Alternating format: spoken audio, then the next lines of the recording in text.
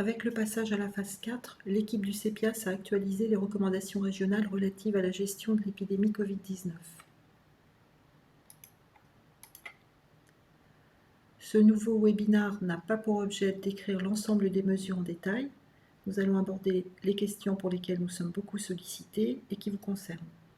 Pour information, 2 autres webinaires sont à disposition en complément sur notre site, l'un spécifiquement dédié à la ville, le second aux établissements de santé. La phase 4 signe le temps de la reprise qui doit se faire pas à pas, afin de préserver d'une part les capacités en ressources humaines et d'autre part éviter la survenue de clusters de cas au sein de vos établissements.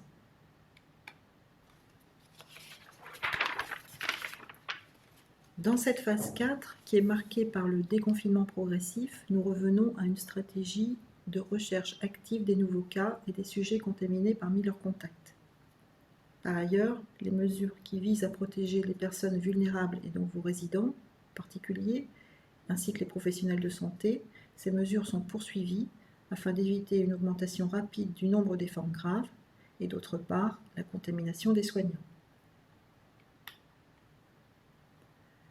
Cette diapositive reprend l'objectif de la stratégie nationale ainsi que les moyens qui sont mis en œuvre dans cette nouvelle phase.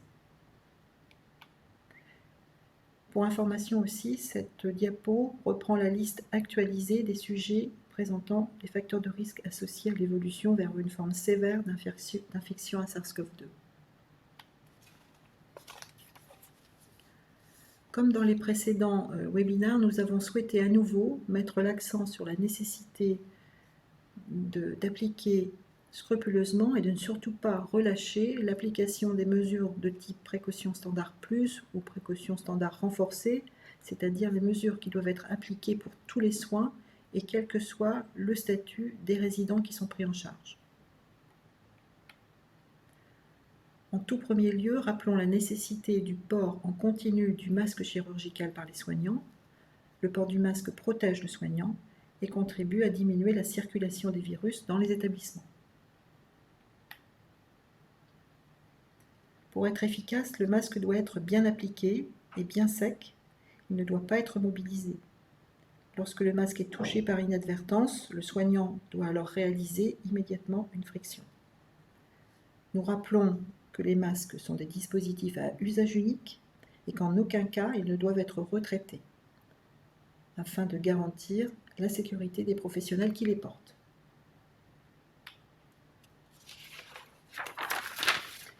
Le port en continu des APR de type FFP2 est réservé aux services dans lesquels les gestes invasifs sur la sphère ORL sont très fréquents, c'est-à-dire en pratique aujourd'hui dans les seuls secteurs Covid-19 des services de réanimation. Dans le cadre des précautions standard plus, le renforcement de l'hygiène des mains est crucial. L'hygiène des mains permet à la fois de diminuer le risque de contamination des soignants et aussi de diminuer le risque de diffusion intra-établissement du SARS-CoV-2. L'hygiène des mains est bien sûr à privilégier par la friction avec un gel ou un soluté hydroalcoolique virucide en dehors des contre-indications à la friction, c'est-à-dire lorsque les mains sont visuellement sales ou humides. Dans ce cas, les mains doivent être lavées avec un savon doux et séchées avec des essuie-mains en papier à usage unique. Il existe aujourd'hui une tension sur les gants à usage unique. Il est essentiel de veiller à ce que les professionnels puissent toujours disposer de ces dispositifs pour les soins qui nécessitent le port des gants. Donc rappelons qu'il est en tout premier lieu absolument nécessaire de porter des gants pour les soins qui exposent le soignant à un risque de contact avec le sang ou un autre liquide biologique, comme par exemple la salive ou les urines ou encore les sécrétions urogénitales. Le port des gants en excès doit être absolument découragé pour les soins qui n'exposent pas les professionnels au liquide biologique. Outre le fait que ce port en excès est associé à un moindre respect des opportunités d'hygiène des mains et donc favorise la transmission croisée, aujourd'hui, alors que la pénurie de gants est proche, les dispositifs doivent être réservés en priorité aux gestes pour lesquels ils sont absolument nécessaires.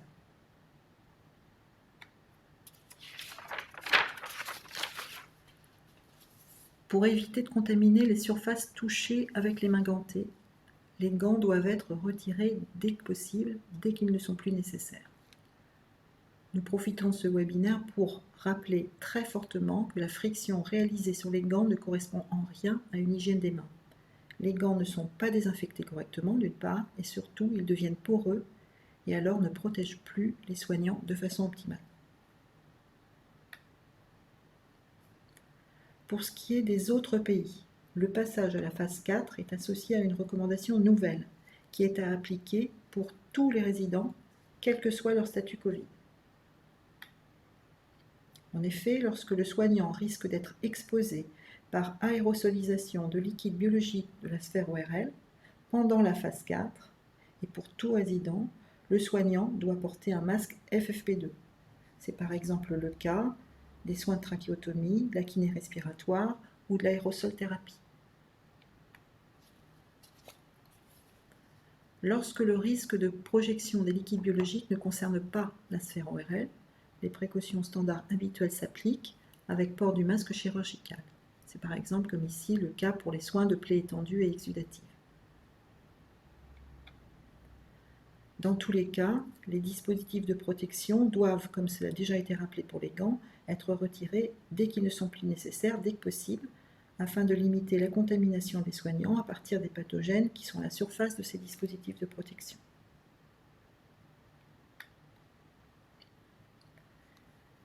Les précautions standards renforcées qui sont nécessaires pour l'épisode Covid-19 font une place très importante au bionettoyage.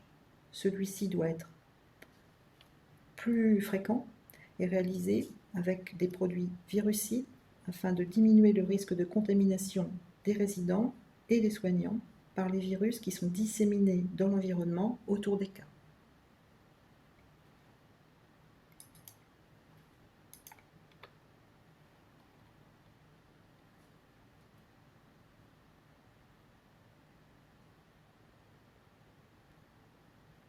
Une attention particulière doit être donnée à l'entretien des dispositifs en contact avec les résidents. Ils doivent être désinfectés systématiquement entre deux résidents avec des lingettes détergentes désinfectantes. Nous rappelons aussi l'importance du bionettoyage quotidien des locaux. Celui-ci doit être complété par une aération aussi importante que possible. Au jour d'aujourd'hui, comme en phase 3, l'élimination des déchets liés à la prise en charge des résidents cas ou suspects Covid-19 reste dans la filière d'ASRI.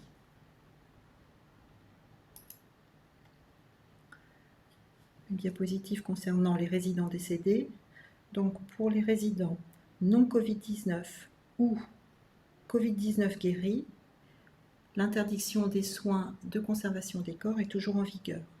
Pour ce qui concerne les résidents Covid-19 ou suspects de l'être, en plus de cette interdiction des soins de conservation des corps, la mise en bière doit être immédiate. La phase 4 fait une place importante aux tests diagnostiques de type RT-PCR. La mise en œuvre de ces tests est nécessaire dans certaines conditions. Nous allons les présenter en détail.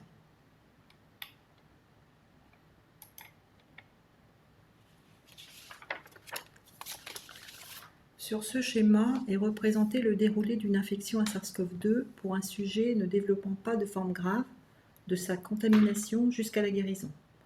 3 périodes peuvent être distinguées. Tout d'abord, la période d'incubation qui a suivi le contact avec un cas. Deuxièmement, la période de contagiosité qui débute 48 heures avant le début des signes et qui dure 10 jours. Et enfin, la guérison qui intervient 8 jours après le début des symptômes. Comme vous pouvez le voir ici, les résultats de la PCR réalisés à partir d'un prélèvement nasopharyngé de qualité sont généralement positifs 48 heures avant le début des symptômes et peuvent rester positifs très longtemps après la guérison par la détection d'ARN viral non infectieux. Les laboratoires où peuvent être réalisés les prélèvements et les analyses sont maintenant très nombreux. Vous pouvez les identifier facilement sur le site de l'ARS, à l'adresse qui est mentionnée ici. Aujourd'hui, les prélèvements salivaires, oropharyngés ou encore les crachats ne sont pas au point. Seuls les prélèvements nasopharyngés doivent être réalisés. La réalisation des prélèvements nécessite une formation. Un défaut de qualité du prélèvement pourra être responsable assez facilement de résultats faussement négatifs. Aussi, rappelons que le prélèvement peut provoquer de la toux et est donc un geste à risque d'aérosolisation. Donc le préleveur doit porter systématiquement un APR de type FFP2. Les tests doivent être réservés à des indications très précises, en dehors desquelles leur réalisation n'est pas recommandée. En particulier, les tests ne doivent pas être utilisés seuls pour lever les mesures Covid, ni décider des transferts ou des admissions en EHPAD. Les parcours doivent être fluidifiés. La levée des mesures Covid doit être faite dès que possible. Dans ce cas, les précautions additionnelles, c'est-à-dire les précautions contact et gouttelettes, doivent être stoppées. Le résident doit être considéré guéri et doit, le cas échéant, quitter le secteur Covid.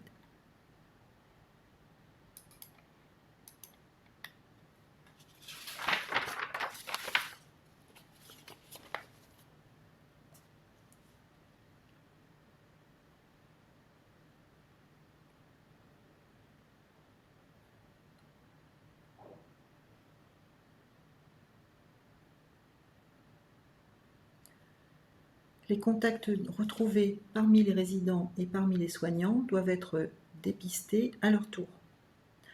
En cas de chambre double, bien sûr, le résident de la même chambre sera un contact. Ce sera souvent le seul, sauf si les activités sont reprises. Et à ce moment-là, les résidents qui auront été en contact avec le cas sans précaution barrière devront être considérés comme des contacts. Nous allons aborder dans les diapos suivantes les points qui sont liés à la prise en charge des résidents dans cette phase 4. Alors pour raisonner, ce qu'il est nécessaire de distinguer, c'est les soins avec ou sans geste invasif sur la sphère ORL. Donc pour simplifier, commençons par les soins sans geste invasif sur la sphère ORL. Donc dans ce cas, il y a deux situations. Tout d'abord, celle d'un résident, la prise en charge d'un résident asymptomatique. Dans ce cas, le soignant seul porte un masque chirurgical. Et dans la deuxième situation, qui est celle d'un résident cas ou suspect Covid-19, et bien là, les précautions complémentaires contact et gouttelettes s'appliquent en plus, ce qui revient à dire que le soignant doit porter une surblouse à manches longues pour ce qui concerne les soins auprès de ce résident. Si plusieurs résidents cas ou suspects Covid-19 doivent être pris en charge par un même soignant, nous continuons à recommander l'utilisation d'une surblouse à manches longues protégée par un tablier à usage unique, le tablier étant le seul à être changé entre deux chambres de résidents Covid-19.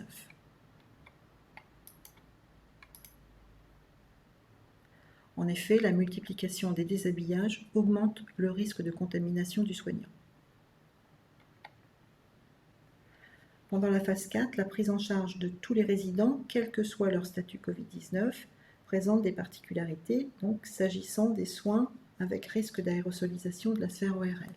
Donc vous avez sur cette diapositive la liste des actes qui correspondent à ces gestes à risque, et certains peuvent être réalisés dans vos établissements, en particulier la kiné respiratoire, les soins de trachéotomie et l'aérosol thérapie. Donc pour ces soins, le résident, n'est pas masqué, mais le soignant, lui, est protégé par un masque FFP2. Pour le reste, les mesures étant identiques à celles qui sont nécessaires pour les soins, pour les gestes non invasifs sur la sphère ORL. Alors les admissions doivent reprendre en EHPAD. Bien sûr, il faut privilégier la réadmission dans l'EHPAD initial, le cas échéant. Alors il y a plusieurs situations à considérer. Tout d'abord, la situation où un test n'est pas nécessaire aux sorties de l'établissement de santé, avant le transfert, c'est le cas d'un Covid connu. Si le transfert, l'admission dans l'EHPAD est décidée, elle est possible dès lors que la clinique et l'avis médical le rend possible. Dans ce cas-là, dans l'EHPAD, les précautions contact et gouttelettes seront appliquées jusqu'à la guérison, c'est-à-dire jusqu'à J10 du début des symptômes, avec 48 heures sans fièvre ni dyspnée. Si on est en dehors de ces cas connus, et en particulier pour un résident qui présente des symptômes suspects Covid-19.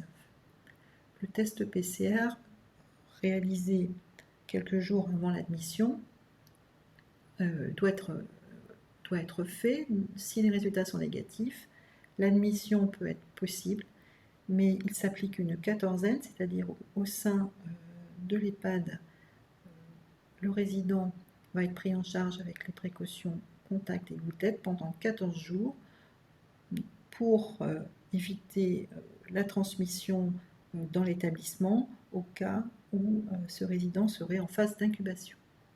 Si le PCR est positif, l'admission, encore une fois, peut être possible, mais dans ces cas-là, le résident est considéré donc comme un cas et donc pris en charge comme pour un cas connu.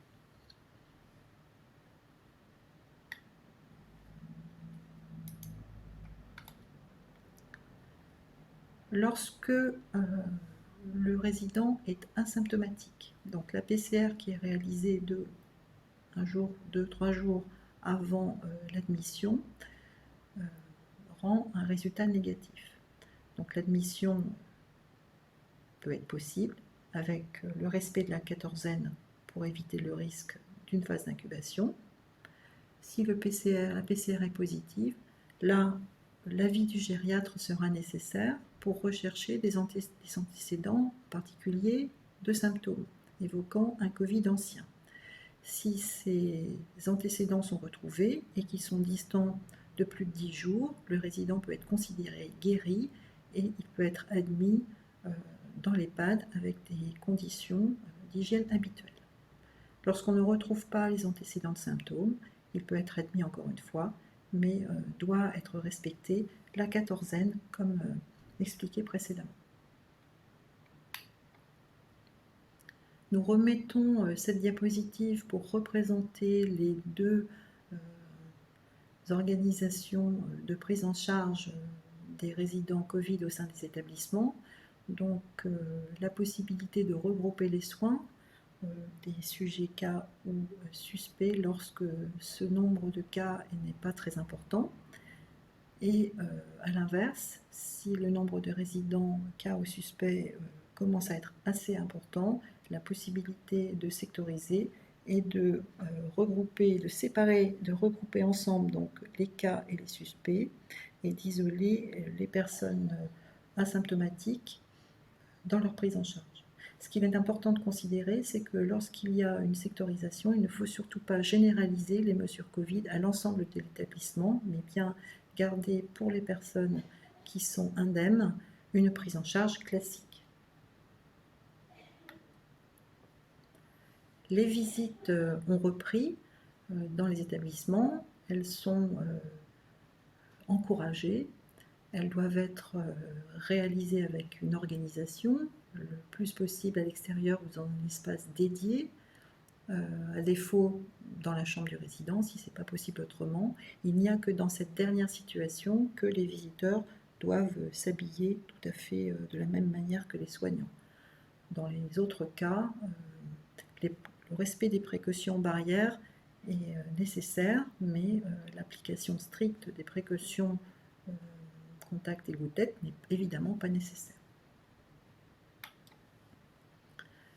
Donc le respect des précautions barrières entre les visiteurs et les résidents est nécessaire. Il ne faut pas non plus surrajouter les précautions. Il faut utiliser soit la distanciation, soit la barrière physique, soit les masques, mais éviter de détériorer la relation qui est recherchée entre les familles et les résidents à l'occasion de ces visites. pour ce qui concerne la reprise des activités. Donc elle est d'une part possible pour les EHPAD qui sont dits Covid-free, c'est-à-dire qui n'ont plus de résidents cas ou suspects à prendre en charge et qui n'ont plus de nouveaux cas depuis au moins 14 jours. Dans ces cas-là, les résidents peuvent être regroupés, soit pour des activités collectives, soit pour les repas, mais en petits groupes et de façon très organisée. Le retour des intervenants extérieurs nécessite d'être avalisé par l'ARS. Il est très important que cette reprise ne soit pas trop rapide. Les retours d'expérience récents montrent que les clusters réapparaissent de façon très rapide si la reprise a été trop importante et très accélérée. D'une part, par les contacts entre les résidents qui ne respectent pas facilement les mesures barrières, et d'autre part parce que la reprise de ces activités coïncide avec un relâchement de l'application des précautions barrières par les soignants. Donc reprise, oui, vraiment c'est très important de reprendre ces activités, mais attention à ne pas le faire trop vite, sinon les clusters réapparaissent.